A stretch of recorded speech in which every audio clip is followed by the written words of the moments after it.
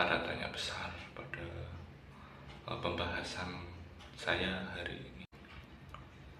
Nah, oke, aku akan flashback ke masa laluku saat duduk di bangku sekolah atau pada saat di SMA. Eh, Ketika itu aku pernah ngalamin suatu persoalan yang sangat menguras pikiran, sangat menguras waktu, dan dikejar deadline, sehingga akhirnya aku nyerah dan aku mencoba memakai AI, dan akhirnya dalam beberapa waktu, beberapa detik langsung mendapatkan jawabannya. Pada awalnya aku memang seneng banget, kayak seperti ternyata menggunakan AI itu justru mempermudah dan membuat gampang. Tapi lama-kelamaan aku terus mengumpulkannya dan menyerahkannya ke guru untuk dinilai. Nah, tapi besoknya pas ketika guru menanyakan soal tugas itu, aku mendadak diem. Aku tidak bisa berkata-kata, tidak bisa menjawab dengan baik dan benar, padahal itu adalah tugas saya sendiri. Nah, dari situ aku mulai ngerasa kok bisa aku mengerjakan, tetapi kenapa aku nggak mengerti apa yang ada dalam tugas itu. Dari situ aku sadar berarti selama ini aku hanya meminta jawaban dari AI tanpa memahami apa isinya. Itu ibarat aku lagi bohong ke diri sendiri, dan itu merupakan salah satu pengalaman yang sangat buruk bagi saya. Nah, di kejadian lain itu menimpa pada temanku. Itu ketika ada tugas, temanku itu tugasnya selalu bagus, rapi, terus terorganisir, terstruktur, dan aku kira dia emang bisa mengerjakan dan menguasai tugas itu. Tapi pada suatu hari aku bertanya pada dia, dan dia bercerita bahwa hampir semua tugasnya itu dibantu dengan AI. Dan dia bilang yang penting nilainya bagus dan memuaskan untuk guru. Iya, memang nilainya bagus, tapi yang menjadi pertanyaan, apakah dia memahami tugas itu? Apakah dia mampu menganalisis jawaban-jawaban itu? Apakah dia juga bisa memvalidasi tiap-tiap jawaban dari AI tersebut? Dan ternyata fenomena-fenomena ini terjadi banyak sekali di masyarakat, terutama pada kalangan siswa. Bukan hanya satu atau dua siswa, melainkan hampir menyeluruh siswa menggunakan AI, sehingga kita tidak terbiasa untuk menyelesaikan. Kita tidak terbiasa untuk menyelesaikan sendiri, untuk berpikir sendiri, sehingga kita hanya praktis saja, hanya kepengen selesai dan tidak ingin berkembang. Tetapi kita menyelesaikan ini justru membuat kita stagnan dan kurang adanya pola yang bisa membuat kita paham terkait keberadaan AI di pendidikan ini.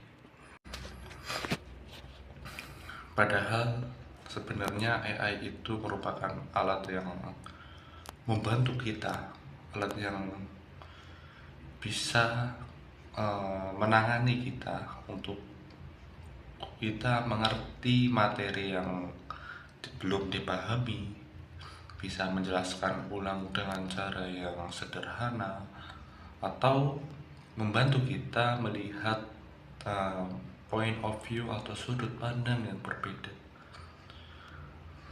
Nah, ini fenomena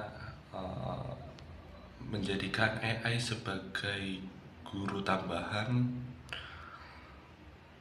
dan menjadi pembantu kita.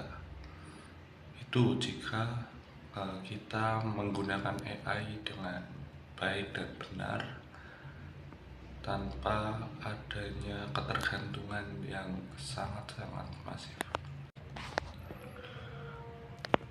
Sejak itu aku mulai merubah cara menggunakan AI.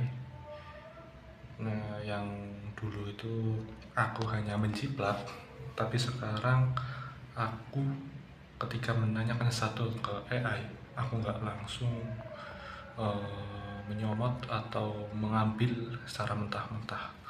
Aku baca dari atas sampai akhir, terus aku coba jelasin dengan bahasa atau dengan kata-kataku sendiri. Dan kalau masih ada yang rasa mengganjal, aku bertanya lagi kepada AI, tapi bukan meminta jawaban, tetapi lebih menyederhanakan penjelasan tersebut. Dan ternyata rasanya beda dari yang sebelumnya. Nah, rasa ini itu justru malah makin otak kita itu semakin bekerja dengan baik, seperti itu. Dan aku sekarang itu mulai sadar tentang satu hal, yaitu AI ini bukanlah suatu masalah. Yang menjadi masalah itu ketika cara menggunakan AI tersebut. Bagaimana kita beradaptasi dengan AI tersebut. Karena proses itu yang bikin kita berkembang. Ketika kita berkembang, maka kita akan sulit digantikan oleh AI. Sebaliknya, ketika kita terlalu bergantung pada AI, maka kita akan kalah dalam peperangan itu. Oke, jadi ada beberapa hal yang penting banget kalau kita pakai AI sebagai siswa ataupun mahasiswa. Yang pertama, pakai AI buat alat untuk membantu, bukan untuk mengcopy secara asal. Terus yang kedua, coba pahami dulu apa isi dari AI tersebut. Yang ketiga, tetap jujur sama diri sendiri, mencoba belajar kita itu jujur atau tidak menggunakan AI. Dan yang keempat, jangan jadikan AI sebagai jalan pintas, tetapi sebagai alat untuk mempermudah kita. Oke, jadi untuk kesimpulan yang dapat kita ambil, kita boleh atau enggak sih menggunakan AI? Nah, tapi itu balik lagi, kita itu pakai AI buat apa?